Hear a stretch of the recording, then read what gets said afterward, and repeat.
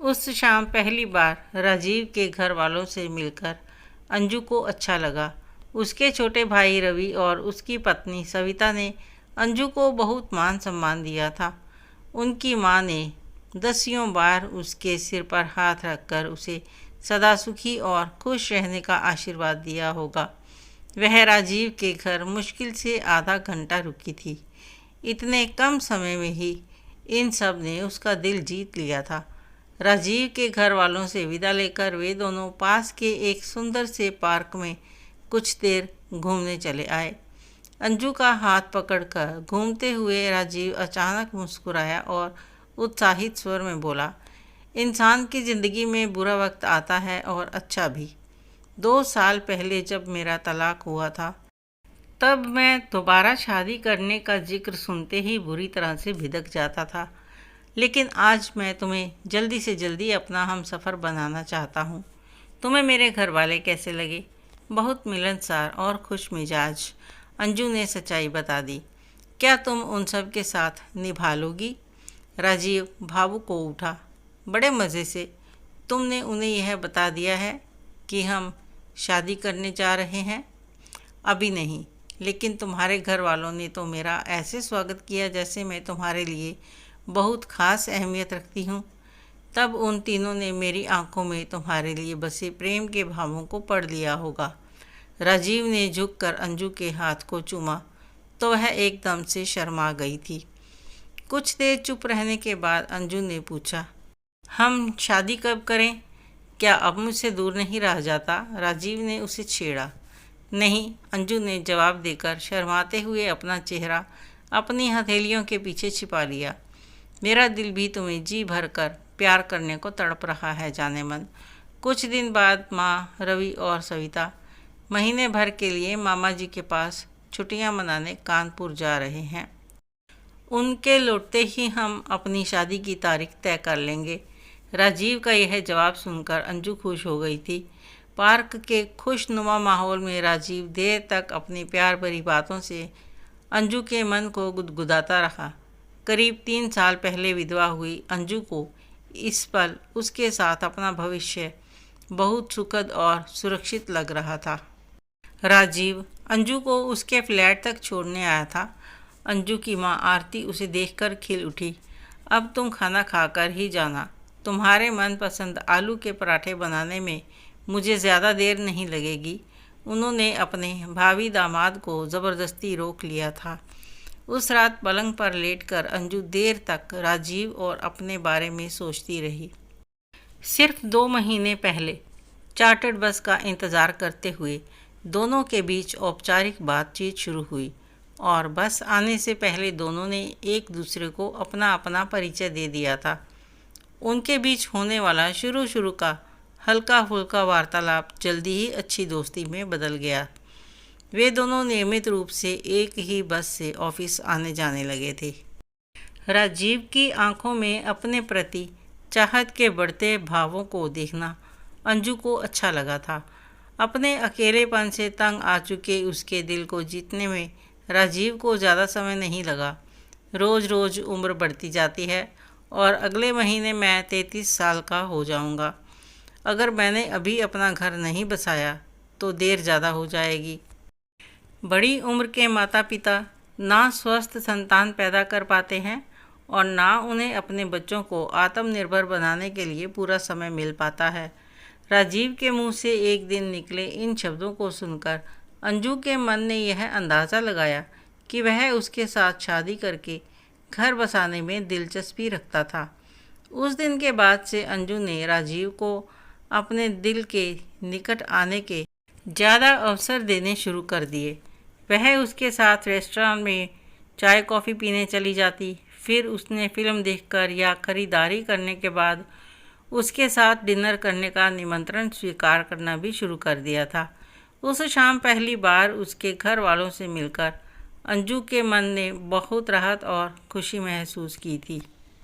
शादी हो जाने के बाद उन सीधे साधे खुश मिजाज लोगों के साथ निभाना ज़रा भी मुश्किल नहीं होगा। इस निष्कर्ष पर पहुंचकर वह उस रात राजीव के साथ अपनी शादी के रंगीन सपने देखती काफ़ी देर से सोई थी। अगले दिन रविवार को राजीव ने पहले उसे बढ़िया होटल में लंच कराया और फिर खुशखबरी सुनाई, कल मैं एक फ़्लैट बुक कराने जा रहा हूँ। शादी के बाद हम बहुत जल्दी अपने फ्लैट में रहने चले जाएंगे। यह तो बढ़िया खबर है। कितने कमरों वाला फ़्लैट ले रहे हो? अंजू खुश हो गई थी। 3 कमरों का। अभी मैं 5 लाख रुपए पेशगी बतौर जमा करा दूंगा, लेकिन बाद में उसकी किस्तें हम दोनों को मिल कर देनी पड़ेंगी my dear. No problem sir. मुझसे अभी कोई हेल्प चाहिए हो तो बताओ। नहीं डियर, अपने सारे शेयर आदि बेचकर मैंने 5 लाख की रकम जमा कर ली है। मेरे पास अब कुछ नहीं बचा है। जब फ्लैट को सजाने संवारने का समय आएगा तब तुम खर्च करना। अच्छा, इसी समय सोच कर बताओ कि अपने बेडरूम में कौन सा रंग कराना पसंद करोगी? हल्का आसमानी रंग मुझे अच्छा लगता है। गुलाबी नहीं? नहीं।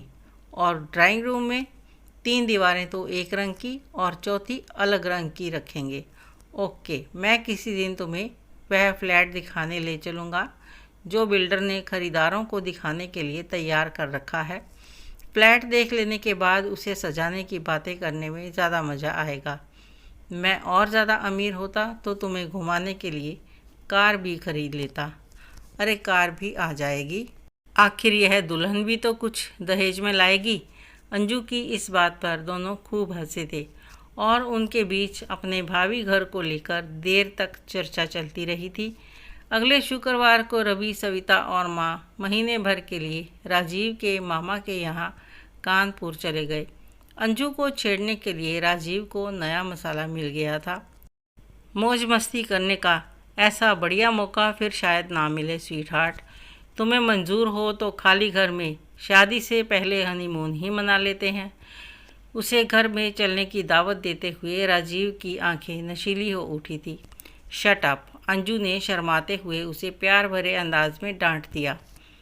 मान भी जाओ ना जाने मन।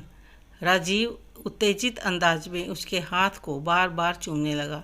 तुम जोर दोगे तो मैं मान ही जाऊंगी, लेकिन हनीमून का मज़ा ख़राब हो जाएगा। थोड़ा सब्र और कर लो डार्लिंग।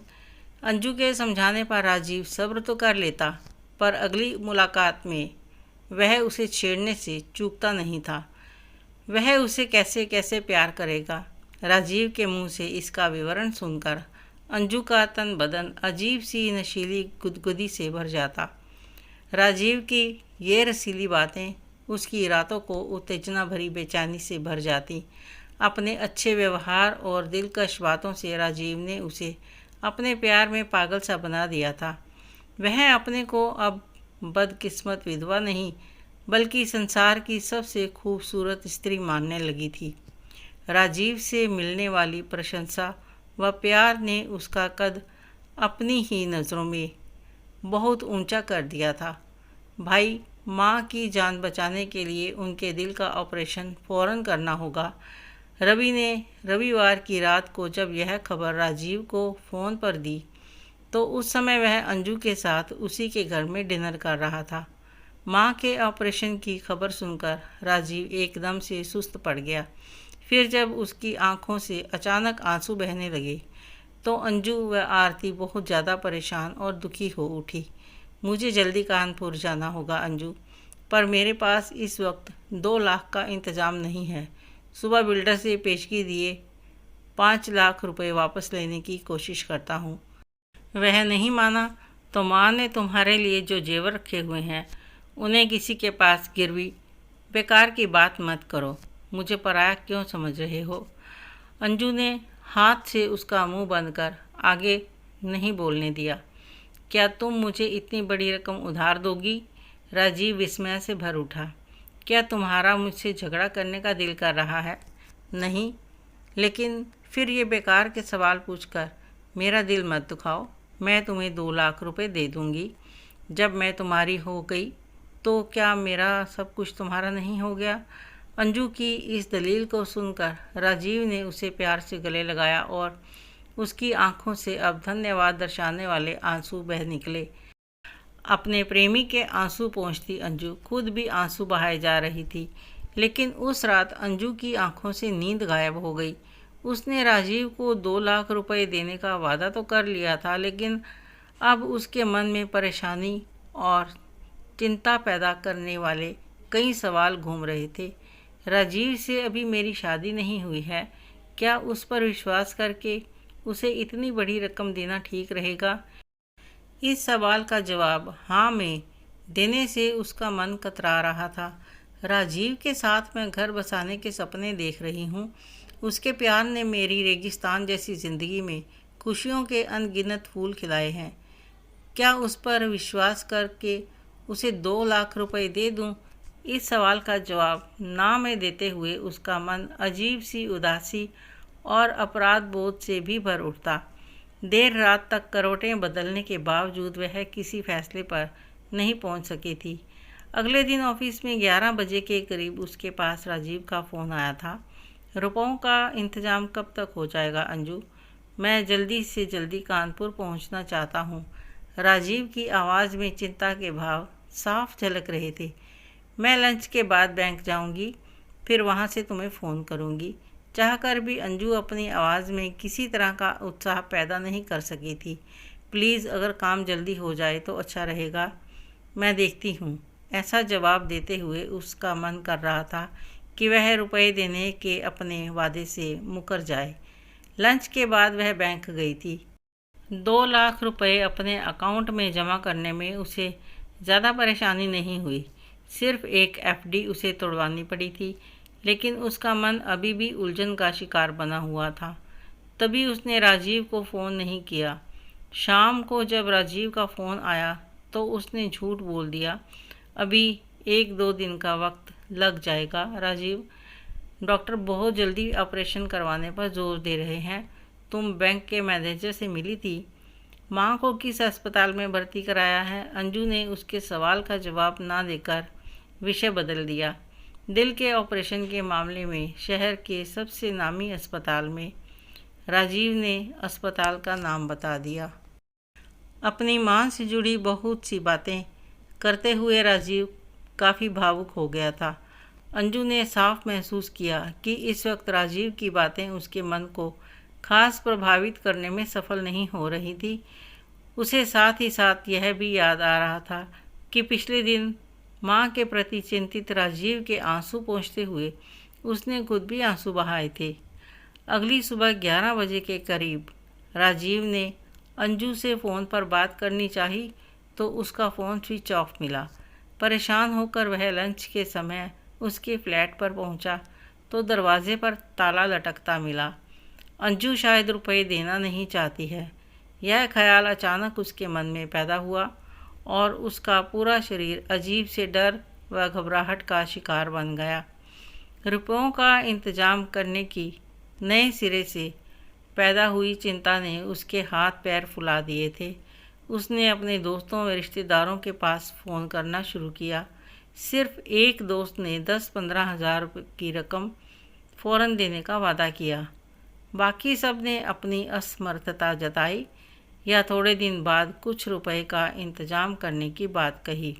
वह फ्लैट की बुकिंग के लिए दी गई पेशगी रकम वापस लेने के लिए बिल्डर से मिलने गया, पर वह कुछ दिन के लिए मुंबई गया हुआ था।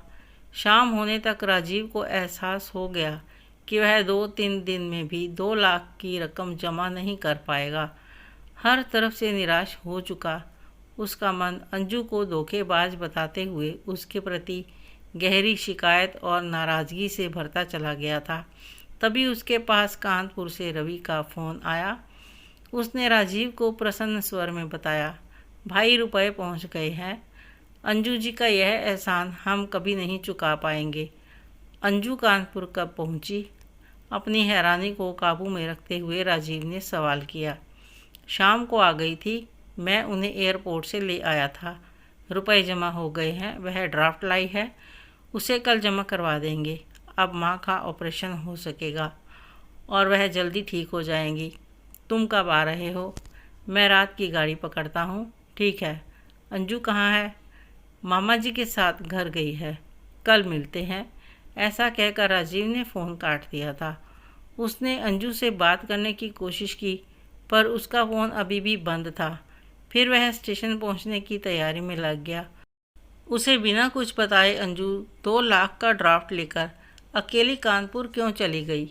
इस सवाल का कोई माकूल जवाब वह नहीं ढूंढ पा रहा था।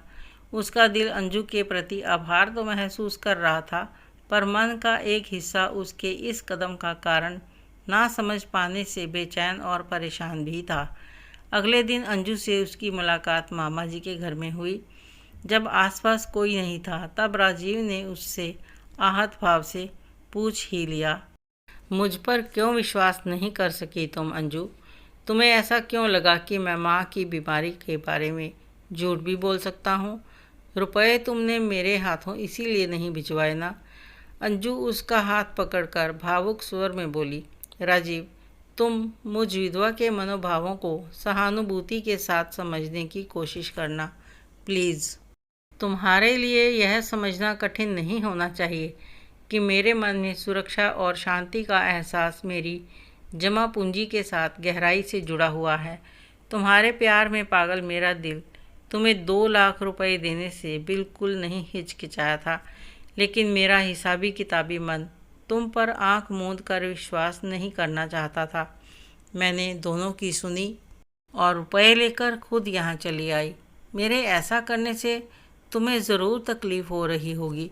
तुम्हारे दिल को यूं चोट पहुंचाने के लिए मैं माफ़ी मांग रही नहीं, माफ़ी तो मुझे मांगनी चाहिए। तुम्हारे मन में चली उथल पुथल को मैं अब समझ सकता हूँ। तुमने जो किया उससे तुम्हारी मानसिक परिपक्वता और समझदारी झलकती है। अपनी गांठ का पैसा ही कठिन समय में काम आता है। हमारे जैसे सीमित आय वालों को ऊपरी चमक दमक वाली दिखावे की चीज़ों पर खर्च करने से बचना चाहिए। ये बातें मेरी समझ में आ रही हैं। अपने अहं को बीच में लाकर मेरा तुमसे नाराज़ होना बिल्कुल गलत है। तुम तो मेरे लिए दोस्तों और रिश्तेदारों से ज़्यादा विश्वसनीय साबित हुई हो। माँ के इलाज में मदद करने के लिए thank you very much. Rajiv ने उसका हाथ पकड़कर प्यार से चूम लिया।